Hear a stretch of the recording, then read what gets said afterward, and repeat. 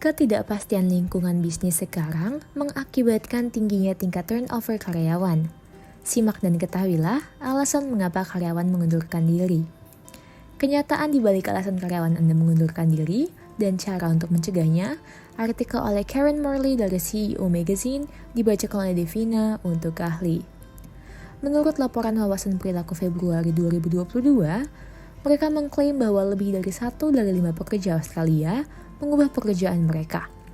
Dan saat ini, hampir 1 dari 4 berpikir untuk melakukannya. Meskipun ragu-ragu, dukungan untuk pengunduran diri atau perombakan besar-besaran mulai tumbuh. Hal ini selaras dengan tingginya tingkat turnover pada masa pandemi COVID-19 ini. Meskipun tidak semua orang sama niat untuk meninggalkan pekerjaan berbeda-beda menurut industri status pekerjaan usia dan lokasi, alasan utama karyawan meninggalkan atau ingin pergi dari pekerjaannya dikaitkan dengan faktor dorongan seperti kurangnya makna dan tujuan, kurangnya pertumbuhan karir, kesehatan mental yang buruk, gaji dan tunjangan yang buruk. Studi global mengkonfirmasi bahwa satu alasan yang sangat signifikan di balik peningkatan burnout karyawan adalah peningkatan pekerjaan yang tidak berarti yang mengikis komitmen organisasi. Hari kerja yang lebih panjang, rapat yang tidak perlu, pekerjaan yang diduplikasi, kurangnya kejelasan tentang peran dan tugas, dan peningkatan jam duduk di depan layar menyebabkan meningkatkan pekerjaan yang tidak berarti. Sementara, beberapa di antaranya telah diselesaikan karena organisasi. Permasalahan yang masih sering ditemukan adalah karyawan tidak diberi kesempatan untuk berbicara. Penelitian Amerika Serikat yang diterbitkan tahun lalu menegaskan bahwa krisis dan peristiwa besar, dan bukanlah pandemi ini salah satunya, menyebabkan kita memikirkan kembali makna hidup dan tujuan kita. Adalah logis bahwa karyawan mengevaluasi kembali tujuan hidup mereka sendiri dan sejauh mana pekerjaan mereka dan organisasi mereka mendukung ekspresinya.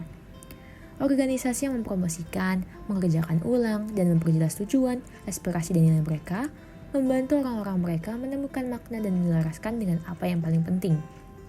Tujuan bersama adalah salah satu pendorong utama keterlibatan tingkat tinggi. Keterikatan kerja adalah kesediaan untuk mencurahkan energi untuk bekerja, merasakan arti penting pekerjaan, dan kemampuan untuk mengikuti pengalaman bekerja. Membiarkan orang menjadi otentik dalam ekspresi diri mereka memberikan hasil organisasi yang lebih baik daripada praktik tradisional yang mengharapkan orang untuk masuk ke dalam norma dan identitas organisasi. Saat ini, organisasi perlu mendukung ekspresi maksud dan tujuan individu jika mereka ingin melawankan pengunduran diri. Menurut penelitian yang dilakukan oleh Slack, pada akhir tahun 2021, 95% pekerja pengetahuan menginginkan jam kerja yang fleksibel, dan 78% menginginkan fleksibilitas lokasi. Sebagai catatan penelitian, fokus pada jam kerja sudah ketinggalan zaman. Manajemen harus berhenti memprioritaskan kehadiran dan pelacakan aktivitas dan alih-alih fokus pada hasil dan nilai yang dicapai orang. Kesibukan yang terus-menerus dengan kehadiran menghalangi kemampuan organisasi untuk membuat keputusan yang lebih cepat dan lebih masuk akal tentang pengaturan kerja yang fleksibel. Terakhir, penelitian McKinsey menegaskan bahwa faktor-faktor yang diprioritaskan oleh pemberi kerja tidak sesuai dengan faktor-faktor yang dilakukan oleh karyawan.